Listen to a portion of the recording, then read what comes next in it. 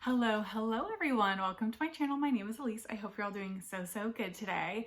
We are going to be doing a book haul. This is my third book haul of the year. I've been doing them kind of in quarterly chunks, not necessarily intentionally, but I've just been waiting to accumulate enough books to talk about. And I had been waiting a bit longer because I am going to be doing one more probably big book haul later in the year, but I really just want to get these books on my shelf instead of tucked away where I keep my books that I need to make a haul video for. So I'm ready to talk about them so they can live on my shelves and I can see them and be excited to pick them up. So I have them kind of in little stacks and categories, and we'll go over them along the way. So the first category that I'm going to go over is my Two Lines Press haul. In August, or maybe it was July, they had a summer sale, and I knew I wasn't going to be picking up a bunch of books from them at the Portland Book Festival later this year because I'm not going this year, and normally I would pick up a decent amount of books from their table at the book expo there. So I decided to take advantage of the online sale and just order directly from them a chunk of books. So we're going to go over those first. The first one we have is actually a pre-order that I had already put in with them, and that was the next edition in the Calico series. This is Hair on Fire.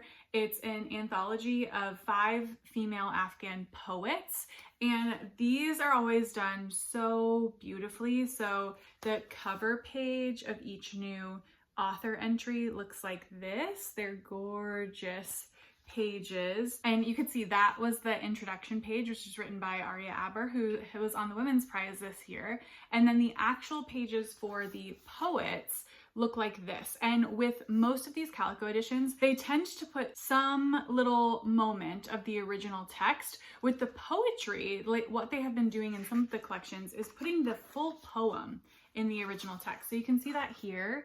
You have the original text on this side and then the translated text in English on this side, which I love.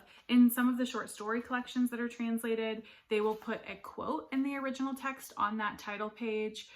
But yeah, love these editions. They're so beautiful, and I'm excited to have the next one. Because I pre-ordered this, I'm assuming it also came with a matchbook that matches the cover of this, which is so cool because it's called Hair on Fire, so the matches make a lot of sense. And then it also came with one of their very cool, like laser printed cat bookmarks, which I have a couple of and I love them. They're some of my favorite bookmarks. And some of the themes that run throughout this collection are loneliness, absurdity, and the claustrophobia of life in a war-torn country. So that is Hair on Fire. I'm really excited to get to this and excited to have my Calico edition up to date because one of the other books I bought from them was Visible. Now, this is the only book in the Calico series that I did not own. So now my collection is truly up to date. I have all of them that have ever been published. This is the only edition that is a different size. So normally they are this kind of square size.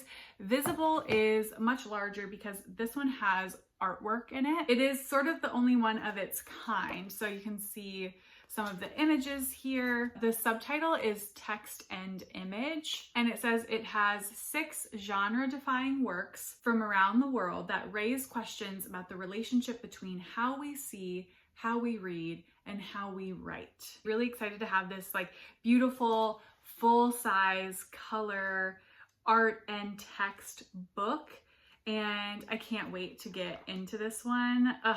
I'm really excited. There's so many different styles going on in here. So collection up to date. I do need to start reading them because I have 5, including these 2 now, that are unread on my shelf. So need to get to those quickly, but happy to have them. Then we have a book that I've already read, and I don't have it here because I already put it on my red shelves, and that is a book that came out in my Two Lines Press publisher taste test video, which was the Marie NDiaye book Portrait in Green, which is translated by Jordan Stump. I loved that book, and yeah, it was in my publisher taste test video, it was in my last wrap-up video, so I've talked about it a couple of times on my channel already. It is an experimental memoir about the author's interaction with green women that she's met throughout her life, which are women who really subvert boundaries, are hard to classify and box in, that have brought meaning to her life and helped her in her journey of understanding what it means to be a woman. Really thoroughly enjoyed it, and it's so mysterious and confusing, and the writing is truly stunning. So congrats to the author and the translator for that. It is a true feat. And I bought a second book from her as well, which I took a risk on buying 2 books from an author I have not read from before, but I'm so happy I did now that I loved Portrait in Green. This is a short story collection. I've heard great things about this, and I'm going to read the really short blurb on the back, which says, "With characters who are easy to know but impossible to fathom, this is NDiaye's lacerating look at the personal trials we fight every day to suppress, but in all my friends, they're allowed to roam free." I love that. So can't wait. Short story collection. And then the last book that I got in that haul from Two Lines Press was Rabbit Island. This one is kind of hard to see. It's beautiful, this naked hardcover edition. This is by Elvira Navarro, and it's translated from the Spanish by Christina MacSweeney.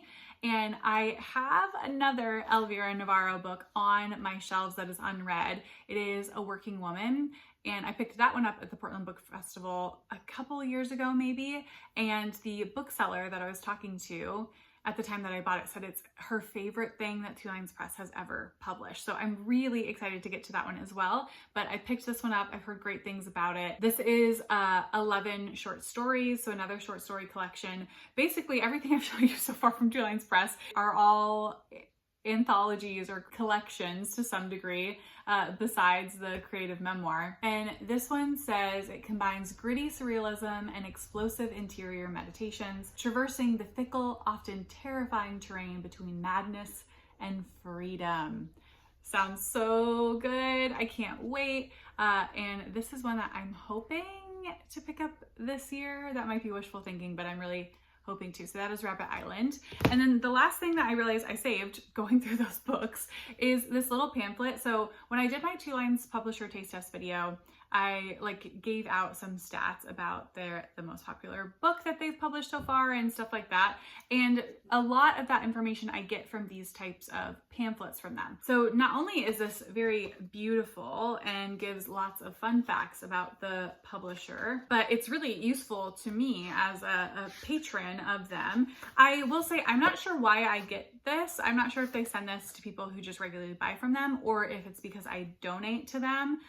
So if you're wondering how you get it, I'm not really sure, but I love this. And you can see, so I was talking about Woodworm being their most popular book that they've sold so far.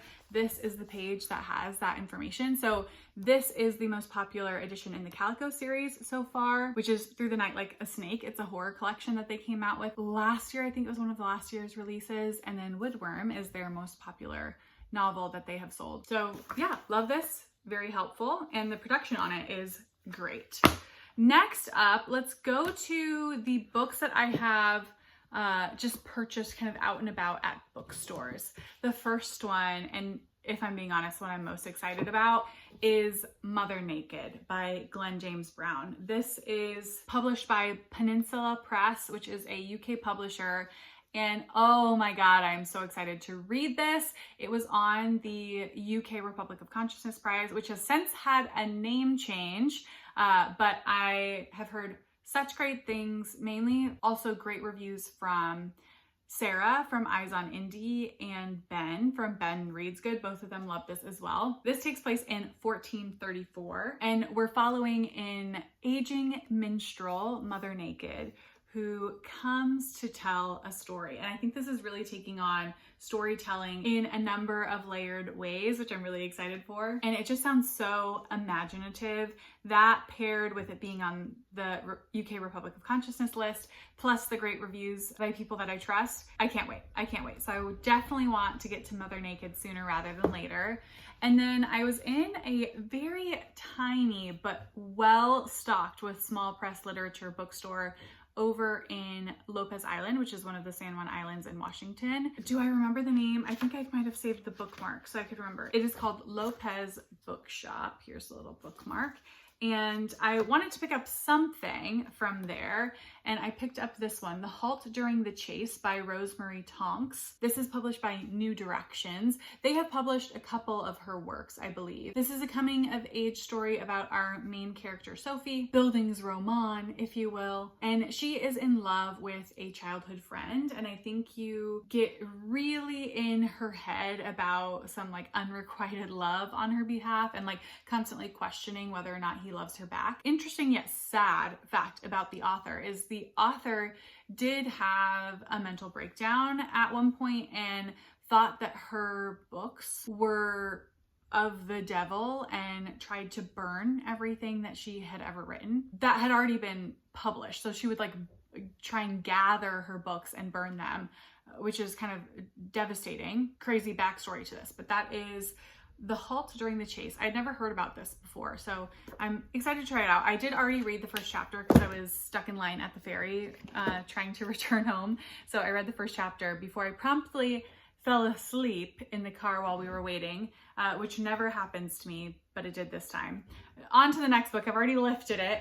That is A Drop of Corruption by Robert Jackson Bennet. This is published by Del Rey Publishing, which is an imprint of Penguin Random House. I've already read this book, which is great for me because it does not count as my books in on my TBR.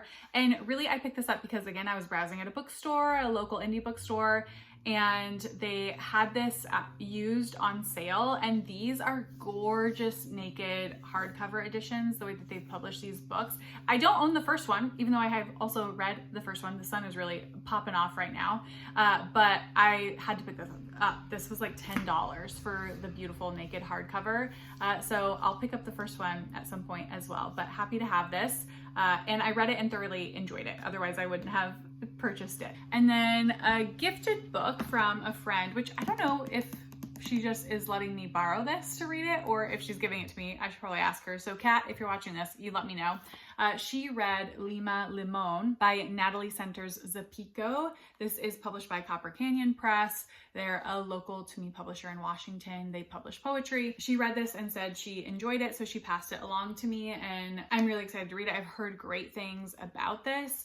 This is one of the most popular collections that Copper Canyon Press has produced. It is talking about gender, it's talking about desire, and I think it's all taking place on the US-Mexico border. The author is Mexican-American, so really excited to get to this one. I also love the cover, and this book is huge. I mean, you can see it's like bigger than my head. So excited that I was gifted that one by a friend. And then we have a little stack of books from Deep Vellum because I have been subscribing to them this year. So I get a book about every month or so. I'm not really sure. They come at random times, but I have received 3 books so far, so I'm going to tell you about them. The first one that I got is Juvenilia by Hera, Lindsay Bird. This is a poetry collection, and I wanted to show you, I saved one of them because I wanted to show you kind of what they send with the book. So each book gets its own letter. This is the one for Juvenilia, and it talks a little bit about the book. It talks a little bit about the cover art, which this one has very cool cover art on it, and I just love these. It's such a fun, nice little touch to send with the books. This one also came with a postcard that has a section of one of the poems on it, so that's very lovely. And this one also came with a little gift, and that is a tote bag that has the same section of a poem that the postcard had, and it is very, very lovely, very sturdy. I have about a bajillion tote bags, so this one might be going to another home, but I love it and I'm very grateful that they sent it. Let me tell you what Juvenilia is about. I'm gonna read from the letter because this doesn't actually have a blurb on it. Juvenilia is a poetry collection for everyone who loves poetry and everyone who claims they just don't get it. A cult favorite poet and performer from New Zealand, Bird is a deeply sentimental voice whose work is both sharp and sincere, hilarious and heartbreaking. Okay, it's vague, but I like it. I'm into deeply sentimental, so I will take it. And I should also say that illustrator of this collection is Gino Dalcine. And there are illustrations, like little tiny illustrations throughout the collection. So happy to try this out. Then next up, they sent a novel, a backlisted novel for them, and this is Look Out by Christine Byl. And this is from their imprint, A Strange Object, which I read from earlier this year when I read Short Word. Christine is a Montana author. This book actually won the Montana Book Award the year it came out, which was 2023. And let's see what the back of this says. Josiah and Margaret have forged an unusual bond marked by both tenderness and distance. Their daughters, Cody and Louisa, grow up watching their parents navigate what it means to be true to yourself and what that costs. Look Out offers a gripping dual coming of age. Cody's from stoic ranch kid to hotshot firefighter, to resilient woman learning to rely on others, and Josiah's as he struggles to thrive in a world that has misunderstood him. Bound by their love of the land, the Kinslers, which is Josiah and Margaret, work to bridge the gaps created by what they leave unspoken. Look Out brings to life a family coming out to itself at home in a new and nuanced American West. Sounds very good. I do really like the cover as well. So I'm intrigued. Again, I'm happy to get kind of whatever they send me and try out some of their backlisted titles, some of the things that I probably wouldn't have picked up on my own. So that is Look Out. Let me know if you have read this and what you thought about it. And then the most recent thing that they have sent me is another poetry collection I'm really excited about. I've heard great things about this, and that is Terror Counter. This is by Fargo, Nissim, Tbakhi. The voices in this collection are driven by despair, futility, utopia, vulnerability, and the spirit of a collective liberation. This is a Palestinian author as well. And yeah, very intriguing. There are certain poems in here that are like in all caps. There are some illustrative elements to this as well. Let me see if I can find one. There's some of those. So I'm really intrigued for this and happy to have it. It's also another one that's fucking huge. It's bigger than my head. So that is another poetry collection from Vellum. So those are all the books that I have received recently. Please let me know if you've read any of these, and if so, what you thought about them, or if you're interested in them now that we spoke about it a little bit. And there's gonna be some good reading the rest of the year based on the books that I purchased. So I will see you all in the next video. Bye.